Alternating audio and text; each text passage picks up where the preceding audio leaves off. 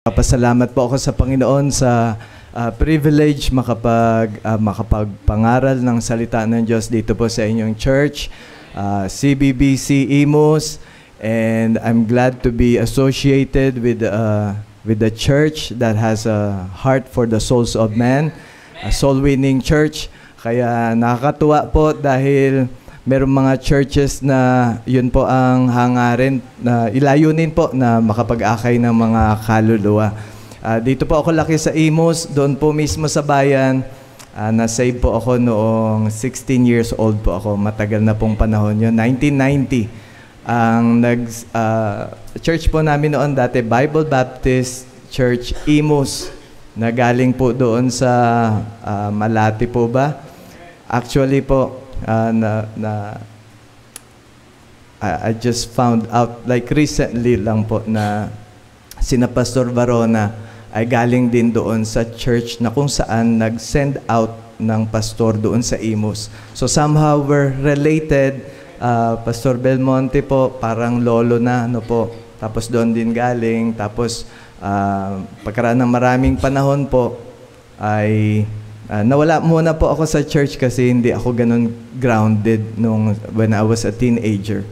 Pagkatapos po ay after 4 years nawala, then nakabalik. Tapos doon na po nagpatuloy, nagtrabaho po muna ako, tapos nag-attend ng Bible school, and after that work kaunti, tapos napunta po sa gawain. Diyan lang po kami sa San Nicolas 2, Bacoor, and nakapag-preach na rin po doon si Pastor Varona. And dati po, nung nasa Bible school ako, nakilala ko po si Dr. Ed Lorena. Naka-attend po siya doon sa church kung saan andoon yung Bible College. Tapos nayaya niya po ako sabi niya, kapag napunta ako sa Laguna, ay pwede ako mag-attend doon sa church. Kaya naka-attend na po ako mga 2000 or 2001. And kapag meron na pong mga youth conference, yung church po namin napunta doon, basta mga conferences, doon po ako parang naka-fellowship. Hindi man po ako ganoon ka-active pagdating po doon sa iba po yung pangalan, Hopewell Baptist Church po kami, pero parang pinaka-root natin, halos pareho po. Kina Pastor Dr. Ed Lorena, kina Dr. Sexton, ako naman po kina Dr. Trieber, magkakaibigan po yan doon sa Amerika. So, yun po ang natin layunin, soul winning, and I thank the Lord that God has put this church here in Imus dahil para maabot po yung yun pong desire ko rin po, maabot yung mga kababayan ko. Salamat po sa Panginoon. Meron din po Judean Bible Baptist Church. Andyan din po sa Imus. Bali, ako po yung naatasan na magpastor po doon. I think pansamantala o kahit na pansamantagal. Basta po makatulong po sa church. Yun po yung puso ko sa mga churches, makatulong. Nakarating na rin po ako doon sa 3-lane. And nakakatuwa po na meron pong property kung saan pinagpa-pray nyo po. Ganon po, basta merong gawain na may puso para sa Panginoon, ang Panginoon lagi pong magpo-provide. Kailangan lang po na lagi po nating isa-isip at isa puso, ipagpa-pray po, at ibibigay po yan ng Panginoon. Naniniwala po ako na tatayo po doon yung church. Ganon din po sa aming church, nagsimula. Ganito din po na townhouse doon sa bandang San Nicolas. Pray lang po ng pray hanggang nagkaroon po nabuksan po isang lote. Tapos pinagpa-pray po. Matagal, ipon. Pagkatapos, patayo ng kaunti. Inunti-unti lang po sa biyaya po ng Panginoon. Kaya patuloy lang po tayo sa gawain ng Panginoon. Nakakatuwa yung kikita ko yung sarili ko. Yung mukha ako kanina dahil baka masilaw yung iba. Kaya salamat po sa Panginoon. Kay Pastor Varona, po ako, very encouraged ako makitang gawain dito. Tapos yung music ministry, nakaka-revive. Na-revive po ako doon, talagang pati yung mga special, yung choir, and the way the music was played, Evangelistic po. Very revived na po. Kaya kung pray na po tayo, uwi na ako. Di ba? Buksan po natin ang ating mga Bibles. And let's go and turn to Luke chapter 10 po tayo. Luke chapter 10. May oras po ba dito ng uwian o hindi na kayo umuwi? Umuwi pa rin. Luke chapter 10. Basahin na lang po natin hanggang first and second verse. Pagkatapos po, let's get on to the message. Let's pray. Let's go ahead and read verse 1 and 2. Pwede po tong mic. Okay lang? Low check mic. Off natin. Off. Okay. Verse 1 po. Ready? Begin. After these things, the Lord appointed other 70 also, and sent them 2 and 2 before his face into every city and place whither he himself would come. Therefore said he unto them, The harvest truly is great, but the laborers are few. Pray ye therefore the Lord of the harvest, that he would send forth laborers into his harvest. The title of the message tonight is Prayer for Laborers. Tayo pong lahat ay yumuko at manalangin. Let's pray. Panginoong Diyos, nagpapasalamat po kami sa inyong kabutihan, sa aming buhay, sa kaligtasan na pinagkaloob nyo, at sa pribilehiyo, Panginoon, na kami po ay magamit upang ang gospel, ang ebanghelyo ng Panginoon ay maipalaganap dito po sa aming lugar at lalo na po sa maraming lugar dito po sa mundo sa pamamagitan ng pagsusuporta sa gawain ng Panginoon at sa misyon. Dalangin po namin na ang message tonight na makapag-encourage sa amin, Panginoon, na magpatuloy at the same time, maipag-pray po namin ang gawain at maipalaganap ng husto ang ebanghelyo ng Panginoon para sa ikaliligtas ng maraming mga kaluluwa. Kayo po ang maitaas, kayo po manguna sa ngalan ni Kristo. Amen. Maaari na pong makaupo. Prayer for laborers. Kailangan, napakadami pong mga tao sa mundo. It is said that there's 8 billion people around the world. At sinasabi na about 3 billion people unreached. Kaunti lang kaalaman nila patungkol sa Panginoong Hesukristo.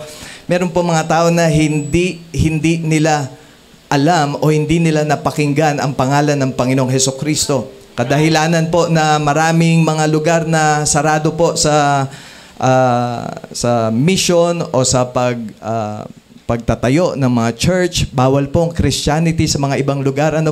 Kaya marami pong hindi naaabot. So kung titingnan po natin, parang napaka-imposible na maabot yung mga tao.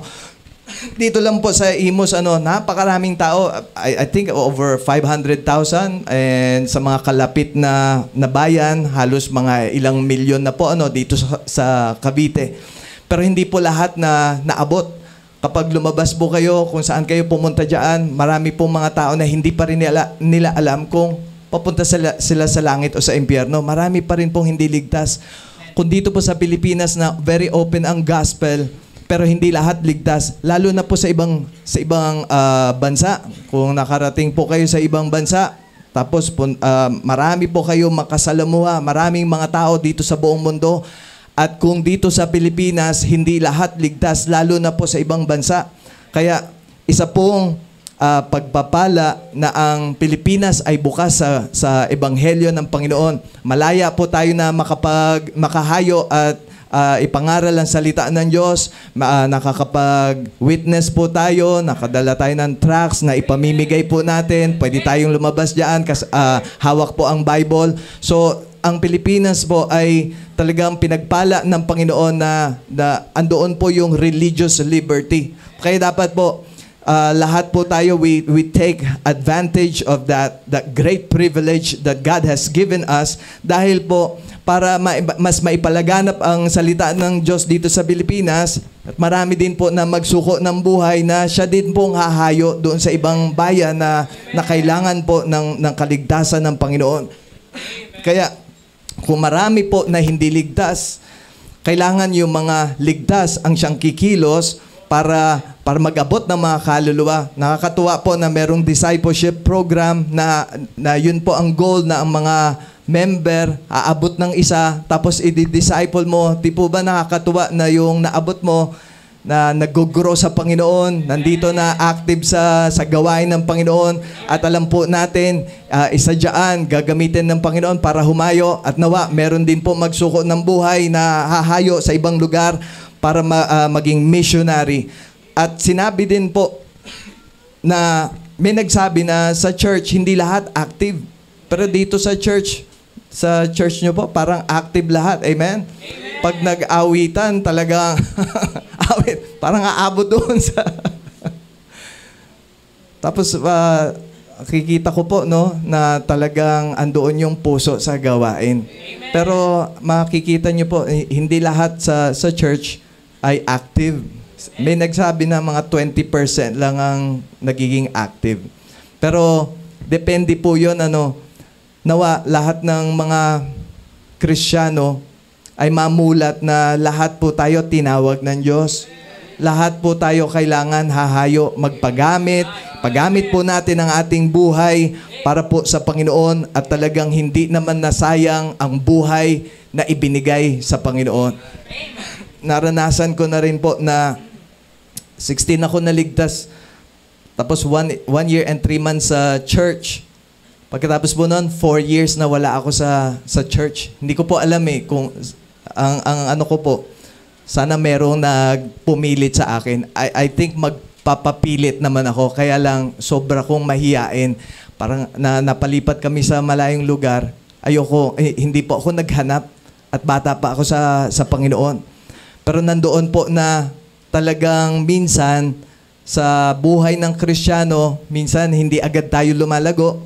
Meron naman na mabilis. Katulad ng isa, isang buwan lang po ba? Ay nag-aakay na ng kaluluwa. So, salamat po sa Panginoon. Pero dapat po mamulat lahat ng mga Kristiyano, iniligtas tayo ng Diyos sa kadahilanan na gusto niya na gamitin ang ating buhay. At kung tayo po magpapagamit sa Panginoon, talaga naman pong marami po ang maaabot na mga kaluluwa.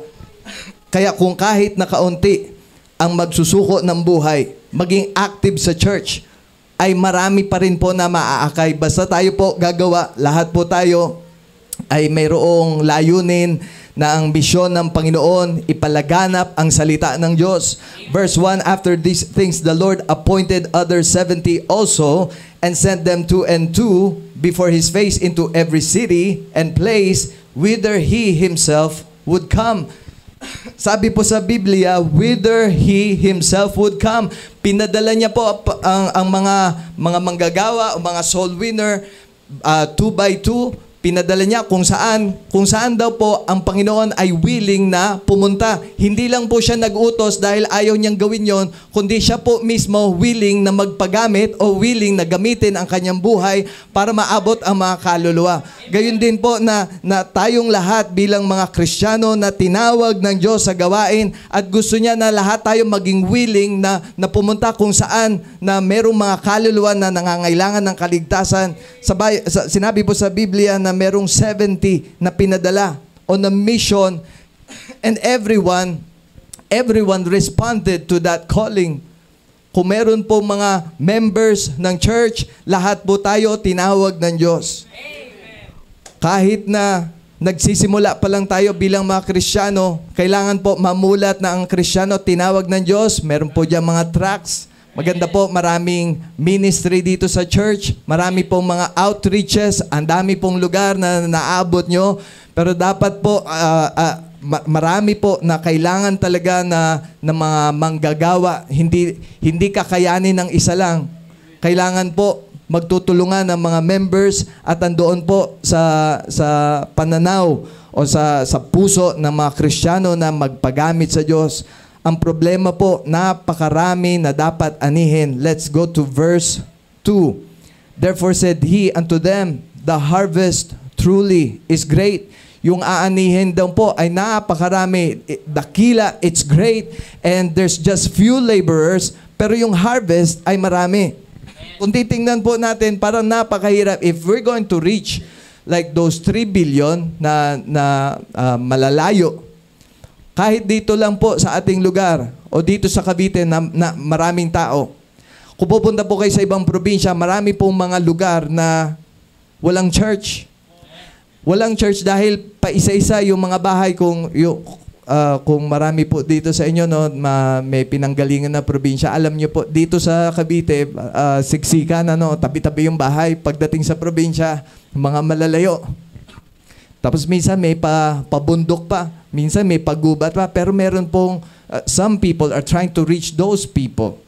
Kapunta po ako sa Samar, marami po doon na mga na-train na mga pastor, talagang sanay po sa hirap.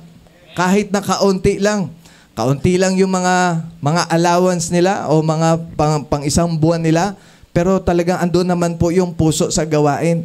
Pero nandoon na maraming mga tao, maraming mga lugar, pero kakaunti pa rin yung mga manggagawa. Kaya kung iisipin po natin parang paano natin aabutin yung mga tao, andun po na ibinigay sa atin ng Diyos yung paraan para maabot ang mga tao at walang iba kundi ang panalangin. We need to pray for the laborers. We need to pray for the church. We need to pray for God's people to respond to God's calling to reach out to those souls. Verse 2, therefore said he unto them, the harvest truly is great, but the laborers are few. Pray ye therefore the Lord of the harvest that He would send forth laborers into His harvest. Ang sabi po ng Panginoon, kung marami man ang dapat na maabot, at yun ay mga maaabot ng mga Kristiyano sa pamamagitan unang-una po sa panalangin. Panalangin po natin ng Panginoon na magpadala. And He has some saved people in the church. Ang dami pong member dito, andun din sa kabila. Meron ding members pala na nakikinig, live stream. Kumaga nakakalat po yung ibang mga members. Pero kailangan po, ipagpa-pray po natin na ang mga members tutugon para magpagamit sa Diyos. Yung mga manggagawa o mga ligtas o mga anak ng Diyos na nandoon sa church, ang siyang pwedeng tumugon doon sa panalangin na dapat ang Diyos magpadala ng mga manggagawa para maabot ang mga kaluluwa ng mga tao. Mahalaga po, yung mga members magpa-pray muna, na Panginoon, magpadala po kayo ng mga manggagawa.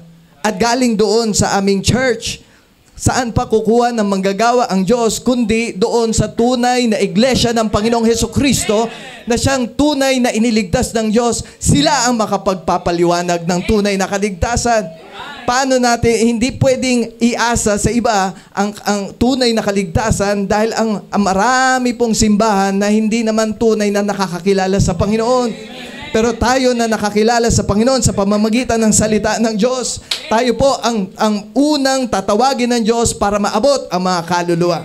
Kaya ipagpanalangin po natin lagi ng mga church members lumago sa Panginoon. Ang mga church, mga naakay na mga kaluluwa na dala dito sa church, na ipag-pray po natin na magpabaptize sila. Amen. Dahil ang baptism po, ang siyang unang hakbang ng pagsunod sa Panginoong Hesukristo. Hindi lalago sa pananampalataya ang kahit na sino man kung ayaw sumunod doon sa utos ng Diyos na ilubog sa tubig bautismo. Kaya kung magagamit ang Kristiyano sa gawain, kailangan muna niyang sumunod doon sa tubig bautismo. Kaya ipag-pray po natin kung meron naligtas. Hindi naman to parang pagalingan, padamihan ng maaakay, pero tulungan po ito. Ang church, pinagtutulungan ang gawain ng Panginoon, pinagpa-pray ang mga kaluluwa ng mga tao o yung mga bagong members na sila po ay sumunod sa Panginoon. Alam niyo po yung atake ng dyablo, kapag nakita ng isang dyablo ng isang bagong Kristiyano may desire o may puso sa gawain ng Diyos, inaatake, kaya ang dali nilang mawala.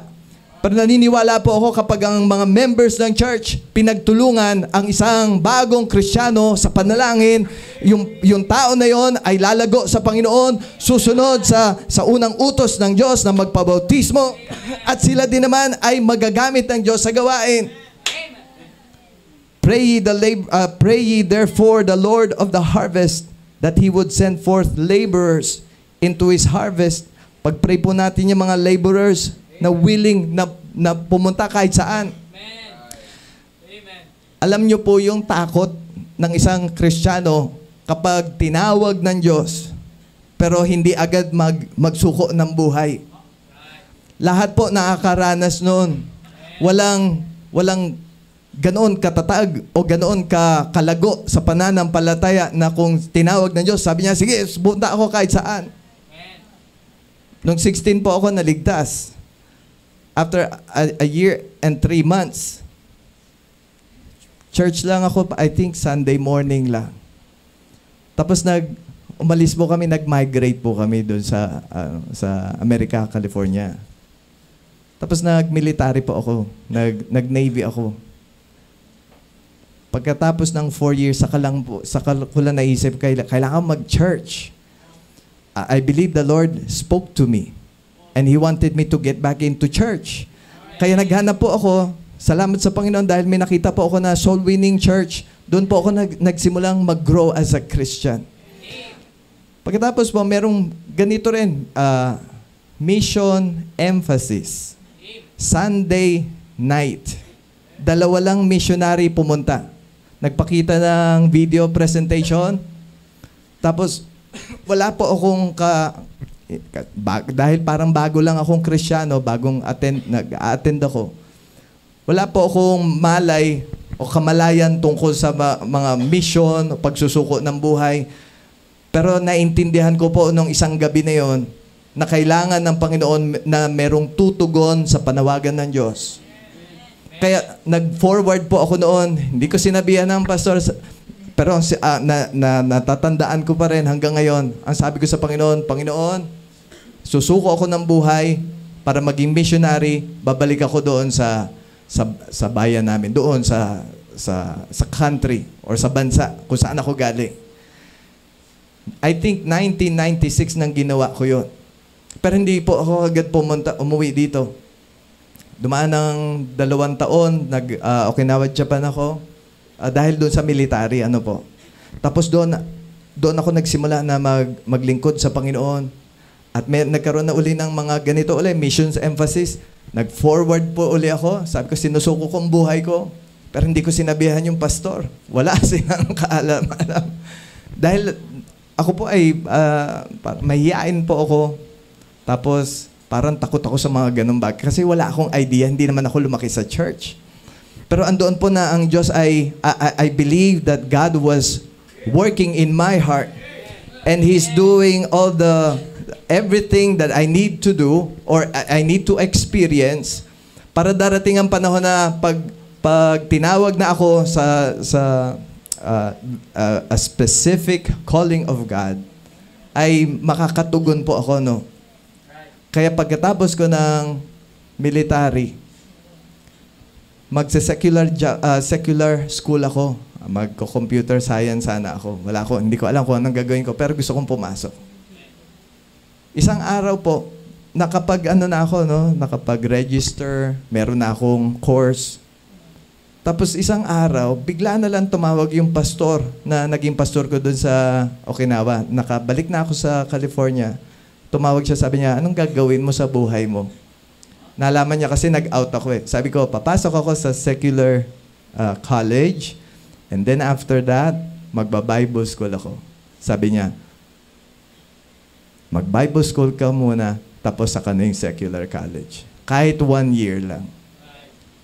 Mabuti na lang po, napasunod ako, nag-1 year ako sa Bible college, kahit natakot ako dahil wala akong idea, tapos mga nag-attend doon, mga mababait.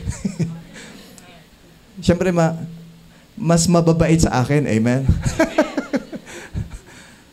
Kasi mga anak ng pastor, mga Kristiyano na lumaki sa gawain. Pero tuwang-tuwa po ako dahil ang nakasama ko, mga taong may puso sa gawain ng Diyos. Araw-araw po merong, tinatawag dito, chapel service. Tapos ang pinag-aaralan, puro Bible. Mas lalo akong nagkaroon ng desire to know more about God. And then yung preaching po, talagang araw-araw, andun yung panawagan ng Diyos. Talagang sabi ko, Panginoon, binibigay ko ang buhay ko para sa Panginoon. Hindi ko alam kung saan ako pupunta, pero sabi ko, Panginoon, yun ang gusto kong gawin, ang maglingkod sa Diyos. Graduate ako sa college. Hindi ko alam gagawin ko. Sabi ko, sige, 1 year pa ulit. Merong masteral program, kinuha ko pa rin. Kung may doctorate siguro, baka. Hindi ko alam gagawin. Naghihintay po ako ng tawag ng Diyos na isang tao, sasabihin, huy, tinatawag ka ng Diyos, dito ka. Willing po ako gawin yon. Kaya lang walang ganun. Umuwi po ako dito, nagbakasyon ako 6 months, naghihintay po ako ng panawagan ng Diyos, kahit na sabihin, maging assistant ka o kahit anong. Basta gusto ko magtatrabaho sa... Pero wala pong ganoon. Pag ganon-ganon po ako dito sa church hopper ako. Pero hindi ko po sinasadya, para naghahanap lang ako ng church ma-attenan. Tapos nakita ko po na kailangan meron ding church sa isang lugar kung saan soul-winning church. Kasi hindi naman po lahat ng church soul-winning. Pero andun po yung puso ko, sabi ko, gusto ko na, yun po kasing isinuko ko sa Panginoon, na kahit na isang church lang ma-start ko, at least yun ang puso ko. Gusto ko magamit ng Diyos yung buhay ko sa ministry. Hanggang lumipas po ang panahon. Hanggang napadpad po ako doon sa Bandang Ligas. Kung familiar po kayo doon, nakakita po ako ng isang church doon. Nag-attend ako. Tapos kinausap ko yung pastor. Sabi ko, Pastor, ang gusto ko po mag-start ng church. Dinala niya po ako doon pinadala niya ako doon sa bukid. Doon sa gitna ng San Nicolas. May bukiran po doon eh. Merong mga nagtayo ng bahay doon. Walang kuryente, walang tubig. Tapos, parang 3 nanay. Nagba-Bible study po doon, mga 1 buwan. Walang ilaw, nakakandila lang po kami. Meron kaming maliit na songbook. Pero tuwan-tuwa po ako noon na magamit ng Diyos yung buhay ko. Hindi ko naman po alam na magkakaroon ng church. Basta gusto ko lang na ganun yung gawin. Mag-Bible study, hanggang merong tinuro ang mga bata doon. After a month, sabi ko, magsama-sama na tayo. Doon po nagsimula. Sa biyaya po ng Panginoon. Dahil ako naman, hindi ko nakikita yung sarili ko na magagawa ko yun. Kasi ang Diyos talaga po ang gumawa. Siya po naglalagay ng tao o nagdadala ng tao sa church. Pero talaga kung meron lang po na nagpa-pray, and I believe my first pastor prayed for me. My previous pastors have prayed for me. My Sunday school teachers have prayed for me. That God would raise up someone to become a laborer in the harvest of God's work. Kaya sa biyaya po ng Panginoon, I believe because of the prayers of God's people. Kaya pag-pray nyo po, yung mga bata na yan, kahit na magugulo, baka sirain yan, mga bintana, magkalat, makulit, ayaw sumunod, o kaya naman, minsan nawawala, minsan andyan, hindi nyo po alam na isa doon, gagamitin ng Diyos sa gawain. Walang mag-akala na ako po mapunta sa gawain. Mga kaklase ko o mga dati kong teacher na parang nagtataka, siya na mabait na estudyante. Tanda ko, blacklisted pa ako. Merong sa kalokohan sa high school, doon po ako sa II nag-aral. Talagang minsan natotrouble. Siyempre, nadadala lang po ako ng mga masasamang tao, pero mabait po ako talaga. Anyway, I believe it's because of God's people praying for the church members, kaya meron nagsusuko ng buhay. Huwag po nating maliitin yung pagpapray sa mga bata na yan, dahil talaga pong kaya ng Diyos gamitin yung mga bata na yon. Ang kailangan lang po, ang sabi ng Diyos, pray ye the Lord of the harvest that He would send forth laborers into His harvest. So the key is praying. Mag-pray lang na mag-pray. Yan pong Nehemiah Project. Kailangan lang po talagang mag-pray. Hindi naman kaya ng mga members na buuin lahat. Meron pa ngang katabing lote. Nakita ko po. Kaya dapat isama nyo na po yun sa prayer. Dahil napakaganda. Meron po mas malaki po yung property. Merong parkingan doon. Amen? Baka meron pa kayong maita yung kapihan doon, tulugan. But because of God's people's prayer, that can be done. Walang imposible sa Diyos. Kahit na anong dami ng tao dito sa mundo, maraming hindi ligtas, pero pwede silang maligtas basta ang tao ng Diyos magpa-pray na ang Diyos magbangon ng mga manggagawa na siyang aabot sa kanila. Pero kailangan sasama po natin sa prayer. Isa sa mga prayer ko, Panginoon, magbangon po kayo ng pastor, preacher, Sunday school teachers, workers, soul winners dito sa aming church. At sa church ng iba. At sa buong mundo, idamay mo na lahat para marami pong tawagin ang Diyos na gagawa. Pray the Lord. Pray to the Lord so that people would see the great harvest. Kailangan po ini-explain talaga. Kahit na bagong soul winner, maintindihan niya na niligtas siya ng Diyos, hindi lang para matuwa siya o para makapunta siya sa langit. The very reason that God saved you, because God wants to communicate with you, God wants to walk with you, He wants to know more, or He wants you to know more about Him. Gusto niya yung relationship, so that when you become so close to God, then you would know God's heart, and God's heart is the souls of man. Para magkaroon ng puso, para sa mga kaluluwa, kailangan ilapit po natin yung sarili natin sa Diyos. Kaya kung ipagpapray mo ng ipagpapray, ang Diyos mangungusap sa iyo. At ikaw din ay gagamitin ng Diyos. Mas maiintindihan mo na kaya ka iniligtas. Hindi para mag-enjoy lang dito sa mundo, kundi para magamit ng Diyos, mabuksan ang iyong mata ng bawat tao merong kaluluwa.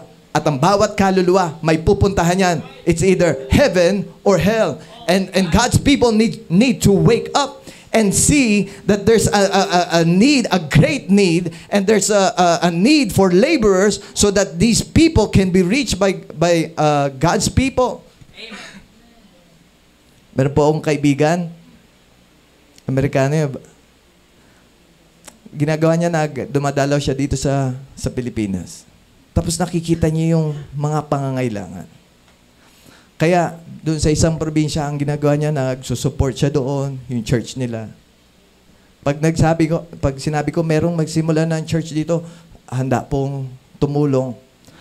Tapos sinasabi niya po yun sa mga church members, pati sa mga ibang church, sinasabi, there's a great need in the Philippines, kung saan bukas, kung saan malaya ang pangangaral ng salita ng Diyos, kailangan na dito kung saan malaya ang ebanghelyo ng Panginoon, dapat dito na mas lalo nating sipagan, mas lalo tayong mag-pray para mas maraming maabot ng mga kaluluwa, para maraming hahayo bilang mga missionaries. Maraming hahayo bilang mag-start ng church.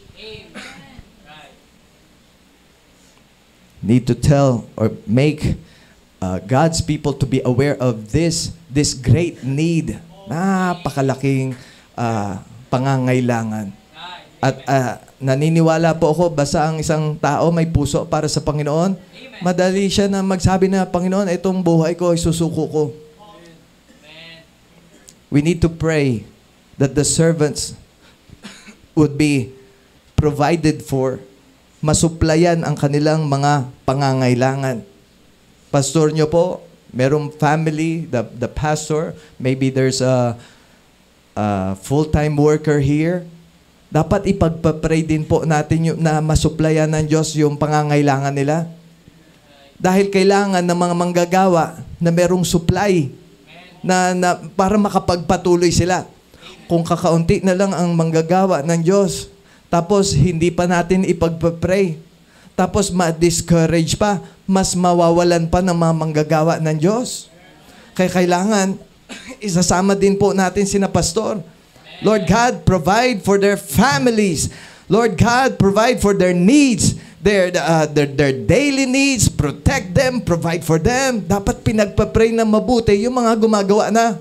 Habang nagpa-pray tayo na ang Diyos magbangon ng mga manggagawa, pinagpa-pray din natin yung mga nagsuko ng buhay.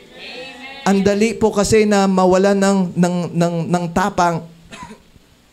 Dahil andyan discouragement. Katulad nga nasabi ko, nagsuko ko ng buhay pero hindi agad-agad. Parang Parang kailangan ganito muna, kailangan masuplayan yung pangangailangan ko buwan-buwan. Single po ako noon, nagsimula. Wala pa akong asawa. Ang isip ko kasi noon, sabi ko, ito nakukuha ko parang wala po akong support na nakuha sa Amerika. Nung umuwi ako dito, wala akong support kahit isa. Dahil sa sobrang hiya ako, hindi ako naghingi ng support kahit kanino. Kaya nung nagsimula, sabi ko, may naipon ako, kaya ko, parang kakayanin na every month para lang makapagpatuloy ako. Nung nagsuko naman ako ng buhay, sinabi ko doon sa previous pastor ko, sabi ko, nag-start po ako. Sila na po nagkusa. Sabi, sige, magsusupport kami every month. So, 2 po yung support. Pero sa biyaya po ng Panginoon, dahil kung walang naging support, walang nagpa-pray, I don't think I can make it. Pinagtutulungan po talaga ang ministry. Kaya dito sa church, napakaganda po na maraming mga members na aware about God's goal or the purpose of God in our lives is to see people's souls saved. Kaya dapat ipag-pray nyo po bawat isa. Alam nyo pong atake sa ang dami pong members, iba't ibang sitwasyon ng buhay, at andun ang atake ng dyablo. Kahit nakita nyo po na masaya ang mukha, pero meron po yan dinadala. Merong atake ng dyablo, and we need to be praying for one another. Be praying for your pastor. Be praying for those full-time workers, because we all need God's people's prayer para makapagpatuloy po tayong lahat. Pag-pray po natin, mga members, magkaisa. Hindi rin po mawawala sa church na nagkakagulo minsan. Pero sabi sa Bible, for we wrestle not against flesh and blood, but against principalities, against powers, against the rulers of the darkness of this world. Pag nagkakagulo, mayroong mga issue, huwag niyo pong isipin ang kaaway niyo, yung kapatid sa Panginoon. Kundi merong dyablo na nanggugulo, ginugulo niya ang gawain para magkagulo, para magkawatak-watak, hindi magkaisa, kaya hindi makasulong ang gawain ng Diyos kung tayo po mag-aaway-away. Dapat pagtutulungan natin yung gawain ng Diyos. Huwag pagtutulungan yung member. Parang huwag kang kakampi kahit kanino. Pag may nagkagulo, sabi mo, kapatid, saglit lang, halika, mag-ayos tayo. Nangyari po kasi, marinig mo yung isang story, papanig ka na doon sa isa. Hindi mo naman alam kung ano yung kabuuan ng story. Kaya nagkakasiraan po doon sa church. Palagi po nating isipin, pagpa-pray natin, ang gawain ng Diyos, pag-pray bawat mga member, pag-pray na magkaisa para maging matatag. To see the need, to assist in gathering the people. Kaya, sa dami po ng mga ministry, dapat i-involve po natin yung sarili natin. Pag-pray natin, Lord God, where do you want me to be involved in? Sa ministry ng church, saan nyo po akong lugar gusto nyong magamit? Huwag kang papayag na uupo ka lang doon sa church. Pero kailangan, alam mo, ang panawagan ng Diyos, kailangan na manggagawa. Kaya sabihin mo sa Panginoon, Panginoon, nandito ang buhay ko. Saan niyo po ako gagamitin? What would thou have me to do? Anong gusto niyong gawin ko sa buhay ko? Sasagutin niyo ng Diyos. Kung gusto mo ng prayer na sinasagot ng Diyos, ang itanong mo, Panginoon, saan niyo po ako gustong gamitin? Ipapakita sa iyo ng Diyos. Lord God, what would you have me to do? What's your plan for my life? Lord God, show me what you want me to do. Papakita sa iyo ng Diyos. Huwag po nating hilingin, Panginoon, maraming pera. Gusto ko yumaman. Ang pera, alam niyo, ang Kristiyano, hindi ma-handle ang pera. Pag pera na, nawawala na siya sa pag-iisip niya. Yan po ay totoo. Maraming member na nagkaroon ng trabaho, malaking sweldo, nakakalimot sa Diyos. Kaya mas mabuti pa, walang yaman, pero nagtatapat sa Panginoon. Kesa nakakuha mo ang yaman dito sa mundo, pero nakalimot ka na gusto ng Diyos na gamitin ang buhay mo para sa gawain, para sa mga kaluluwa ng mga tao. Lahat tayo kasama doon sa utos ng Diyos, the Great Commission. Go ye therefore and teach all nations, baptizing them in the name of the Father and of the Son and of the Holy Ghost, teaching them to observe whatsoever I have commanded you. And lo, I am with you always, even unto the end of the world. Sinabi din sa Mark 16:15, go ye into all the world and preach the gospel. Hindi po yan inutos sa mga pastor lang. Hindi yan inutos sa mga teachers lang o Sunday school teachers. Inutos po yan sa lahat ng mga iniligtas ng Diyos. Kaya kung andoon ang paniniwala mo, iniligtas ka ng Diyos. Dahil pinangako ng Diyos na kay Kristo lang ang kaligtasan ng tao. Hindi sa simbahan, hindi sa relihiyon, hindi sa kung anong magagawa mo sa buhay, kundi sa pagtitiwala na si Kristo ang Diyos at siya lang ang makapagliligtas sa iyo dahil siya nagbuhos ng kanyang banal na dugo para tubusin ang lahat ng ating kasalanan. Kaya kung ikaw ay ligtas, kasama ka doon sa inutusan ng Diyos. Pag hindi ka sumunod, nagkakasala po tayo sa Panginoon. Huwag po nating tingnan ng mga masasamang tao pag meron nga dyan, nagiinuman, o kaya kung anong ginagawa nila sa buhay, parang isip na asama ang tao nila.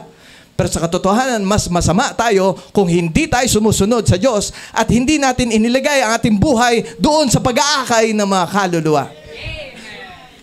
Pag-pray po natin yung sarili natin. Verse 3, Luke chapter 10.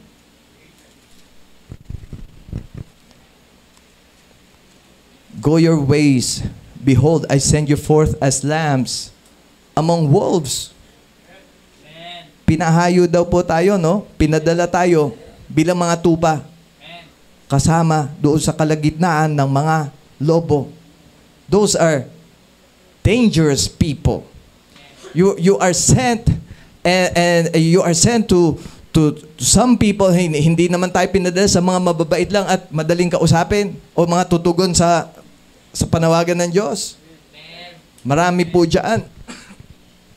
Yung iba nagkukunwari lang. Yung iba trying to scam people. Ingat lang po tayo, no? Marami pong ganoon.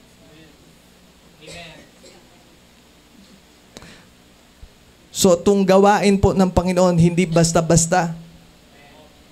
Parang andoon din na nanganganib ang buhay ng bawat Kristiyano, pero nandoon naman ang pag-iingat ng Diyos basta sumusunod tayo sa Panginoon. But we have seen the lives of the early Christians. They have given their lives kahit na ganoon na nanganib ang buhay nila o yung iba namatay dahil sa kanilang pananampalataya.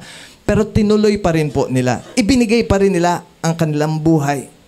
Pero maaari po na ipag-pray po natin ang ating sarili dahil para makaiwas po tayo sa mga panganib sa buhay, para ang ating buhay po may pagpapatuloy na naglilingkod sa Diyos. Dahil napakadali para sa isang Kristiyano na madapa kapag hindi siya naging maingat sa kanyang buhay, kapag hindi siya nagbabasa ng Bible, hindi siya nagpa-pray, nakikinig pa siya ng worldly music, at ang kanyang buhay andoon na nakikisalamuha dito sa mga bagay dito sa mundo. Matitisod ka. Mawawala ka sa gawain. Kaya ipag-pray mo, Panginoon, punuin niyo po ako ng banal na Espiritu. Panginoon, bigyan niyo po ako ng lakas. Iwas niyo po ako sa kasalanan, sa mga kasamaan, sa mga bagay na magpapahinto sa akin sa paglilingkod sa Diyos. Pag-pray mo yung sarili mo. Pag-pray mo din yung mga kapwa members o mga kapatiran. Mas lalo na pag-pray niyo po yung pastor. Kung inaatake ka ng dyablo, mas lalo na ang pastor. Dahil gusto niya pag bumagsak ang isang pastor, ang mga tupa ng Diyos magsisikalat, mawawala. Kaya pag-pray nyo po, kahit ganon si pastor, mukhang wala siyang problema, no? Kalmado lang. Para walang problema, walang stress sa mukha. Pero hindi pwedeng walang atake ng dyablo. Lalo na soul-winning church. Lalo na ang pastor, laging ina-encourage ang mga members na mag-akay ng mga kaluluwa. Kaya ang atake po ng dyablo na doon, kailangan ipag-pray po natin si pastor. Pag-pray po natin mga full-time workers. Pag-pray natin protection.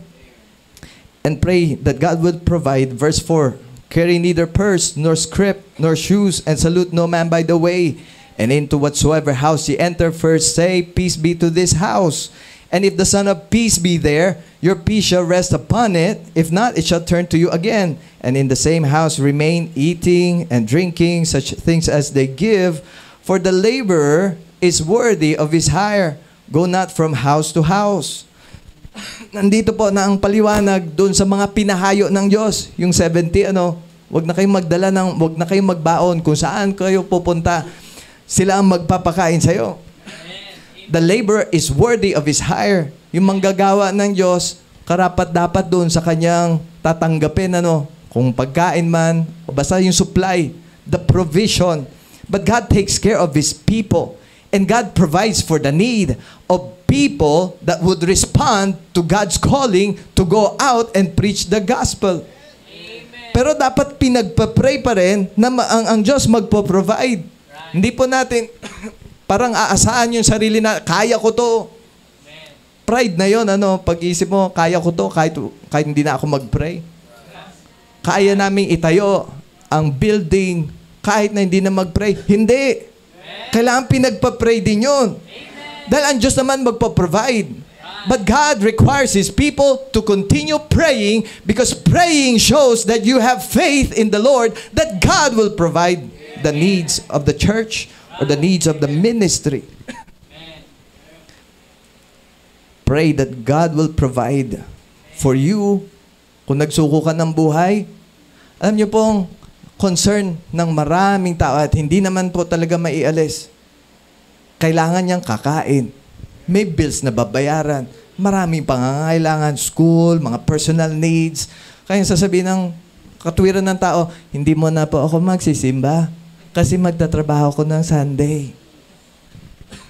May nagsabi nga sa akin, hindi ko pa makalimutan na nag-start ako ng gawain. Sabi, Pastor, hindi ko kayang gawin yan dahil kailangan namin ng ganito. Hindi ko makalimutan, ginanya niya. Naintindihan ko naman. Meron nga pangangailangan. Pero kung tutugon ka sa panawagan ng Diyos na mag-akay ng mga kaluluwa, tutugunin din ng Diyos ang pangangailangan ng taong tumugon sa panawagan niya. Hindi pwedeng hindi. Dahil kung hindi ka niya susuplayan, di madi-discourage ka, hindi ka makakapagpatuloy sa gawain. You pray that God will provide for the laborers. Sa mga pastor, mga nagmi-mission, may mga missionaries, sinusuportahan ng mga churches. Magaganda nga ang bihis nila doon sa prayer card. Pero marami po silang pangangailangan. Kaya dapat ang Kristiyano, pag-pray, Lord, provide for them.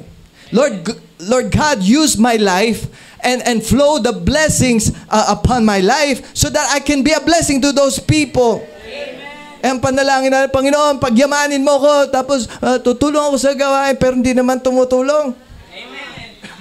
Pag-pray mo na, Panginoon, pagpalain mo ko, nangangako ko, ibibigay ko, Panginoon, hindi lang 10%. I'm going to give another 10% towards God's ministry or for the missions.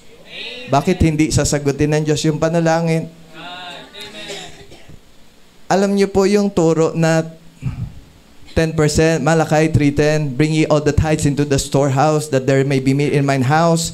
And prove me now herewith, said the Lord of hosts, if I will not pour you out the blessings, if I will not open the windows of heaven and pour out the blessings. Bubuksan daw ng Diyos yung pagpapala, yung bintana na langit, ibubuhos niya ang pagpapala. Maraming kontra sa 10%. So paano ka magbibigay sa Panginoon kahit na ano na lang? Mabuti na lang, andoon ang pamantayan ng Panginoon. Hindi niya naman sinabi ni lahat magbigay ng 1,000 o 10,000. Sabi niya, kung may anong dumating sa'yo, bigay mo 10%. Amen. Ibig sabihin, naging pantay-pantay ang pagbibigay. Amen. Sabi ng Diyos, 10%. Bubuhos niya ang pagpapala. Naisip ko noon, kung 10% nagbubuhos ng pagpapala, paano pa pag another 10%? Kaya ang naging pananaw ko po sa buhay, I'm not just gonna give 10%, but I'm going to give another 10% toward God's work, God's building, God's mission. Hintayin mo lang. Gawin mo yon. Magtapat ka. Maging consistent sa pagbibigay sa Panginoon. At ibibigay sa iyo ng Panginoon ng mga pagpapalang hindi mo naisip na ibibigay ng Diyos. Kasi sa 10% nga, binuhos niya yung pagpapala. Paano pa kung dinagdagan mo yun? At sa katotohanan naman, hindi naman tayo nagbibigay dahil ang habol natin pagpapala ng Diyos. Kundi nagbibigay tayo dahil ibinigay unang-una ng Diyos yung kanyang buhay. Kaya ka ligtas. Kaya ka papunta sa langit. Hindi dahil sa ginawa mo, kundi dahil sa ginawa ng Diyos. Amen. Kaya ano ang 10% kung hinihiling ng Diyos? Dapat nga 100% ibibigay natin. Lahat-lahat ng sayo ay sa Diyos. Dahil nung araw na iniligtas ka ng Diyos, lahat ng sayo ay naging pag-aari ng Diyos. Hindi sa akin ito, bibigay ako 10%. Naku, sayang naman yun. Bakit ka manghihinayang? Ang Diyos nga, hindi niya pinanghinayangan ang kanyang buhay para ikaliligtas ng kaluluwa mo. Tapos sa 10%, manghinayang tayo. Sabi ko noon, Panginoon, hindi lang 10%.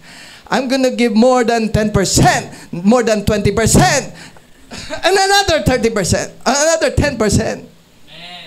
Ba't mo panghihinayangan? Ano kung wala kang naipundar?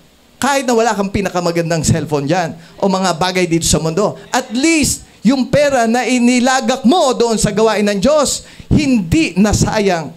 Walang nasayang sa mga ibinigay natin sa Diyos, yung time mo, yung talent mo, yung treasure mo, anything that you give towards God, it counts for all eternity. Amen. Pundar ka. Hindi naman masamang magpundar, no? Pero kung doon lang nakatuon yung isip mo, ang nasayang yung buhay mo dahil hindi ka naman tinawag ng Diyos doon sa mga bagay na yon.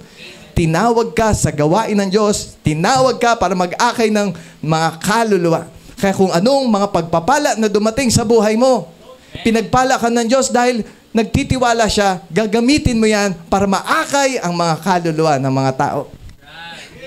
Kaya pag-pray mo yung sarili mo, huwag maging madamot sa Diyos. Dahil ang Diyos, hindi tayo pinagdamutan.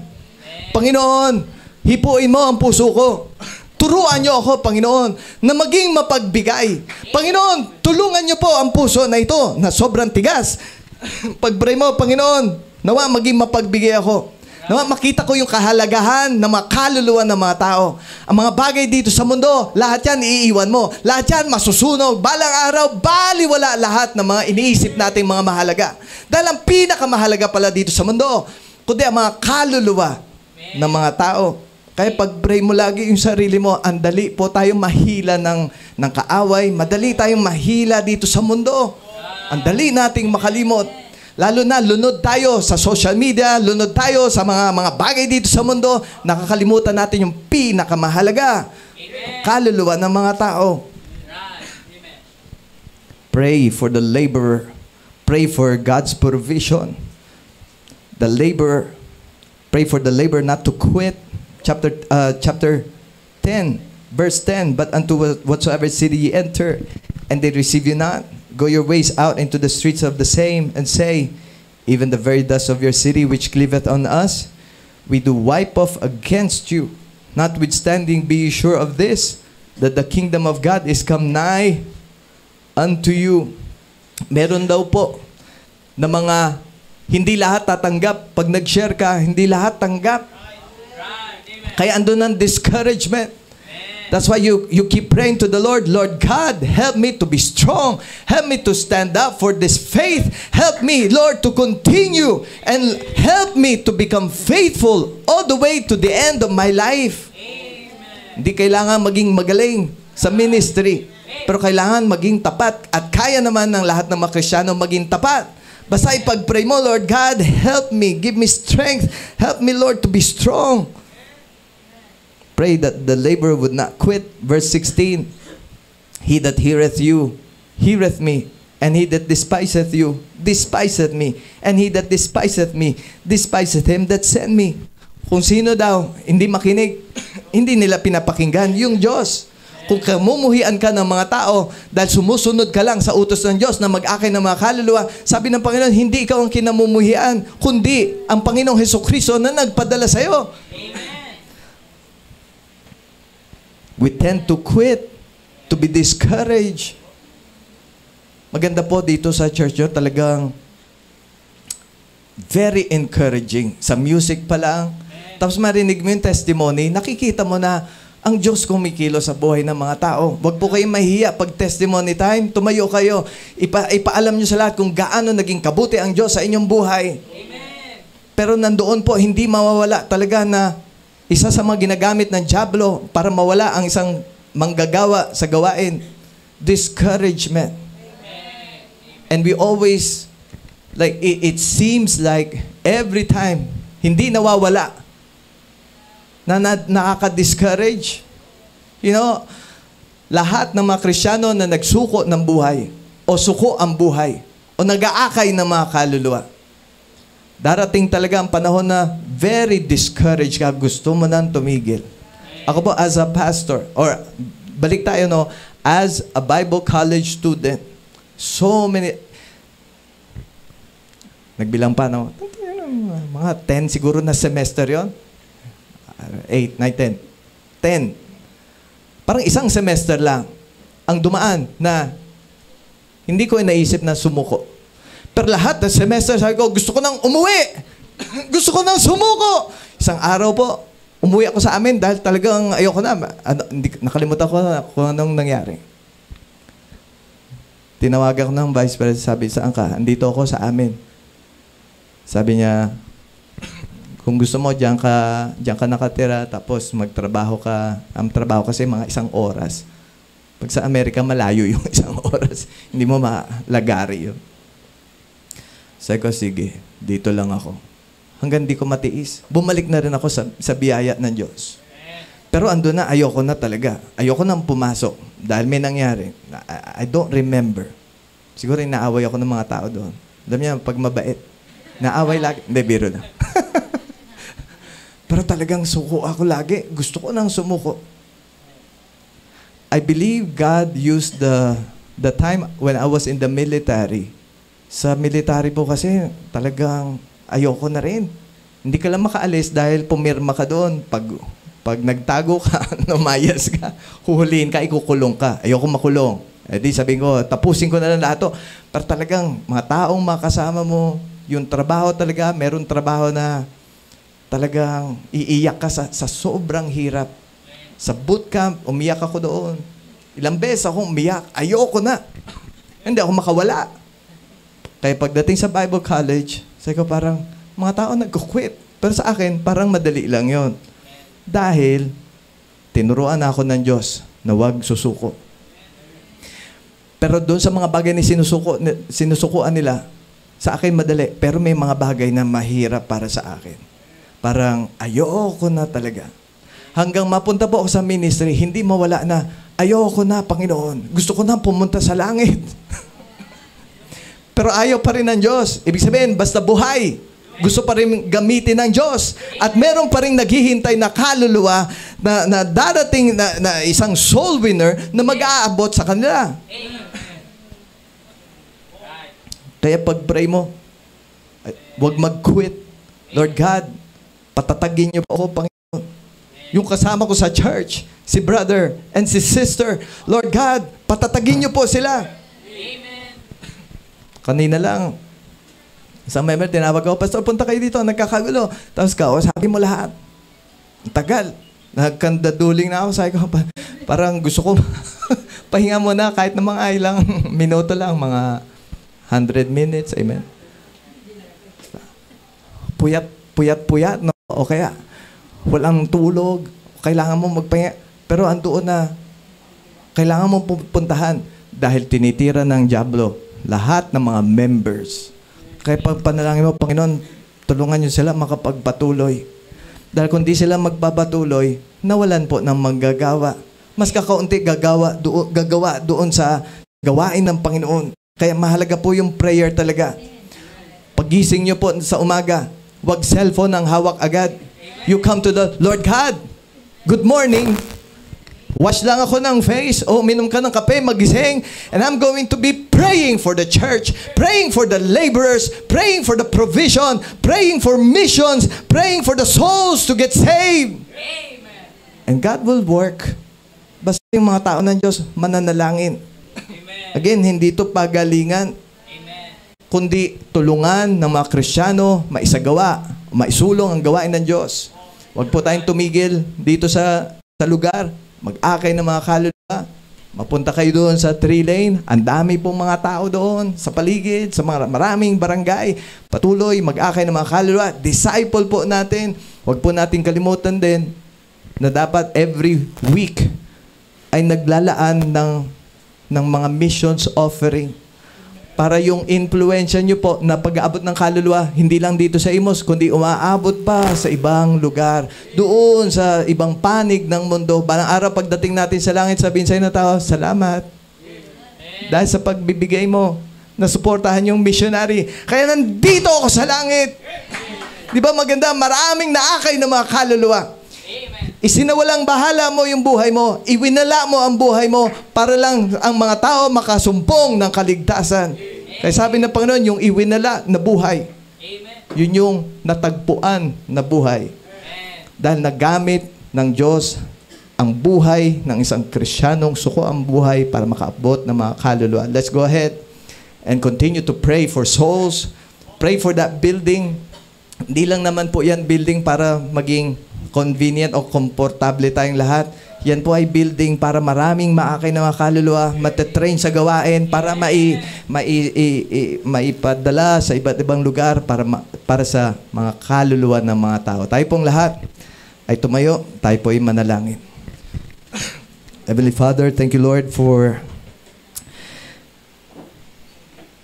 your encouragement to all of us to continue seeking the souls of men, to help them to hear the gospel of the Lord Jesus Christ so that they would be saved.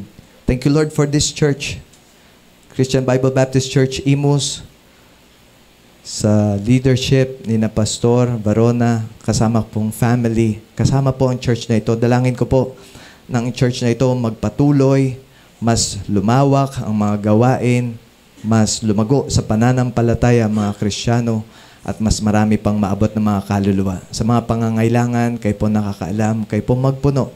Darating po ang araw, makita po namin ang church na ito malago sa spiritual, sa bilang, at nag-abot ng maraming kaluluwa. Salamat po sa inyong paalala na kailangan po naming ipag-pray ang gawain ng mga tao, mga ibabangon nyo para sa gawain, upang sa gayon, Panginoon, maabot ang maraming mga kaluluwa dito sa aming lugar at sa buong mundo. Kayo pong gumawa during the invitation, speak to our hearts, we pray. Brother, patuloy po tayo sa panalangin. Yuko lang po, pikit, at patuloy po tayo sa ating invitation.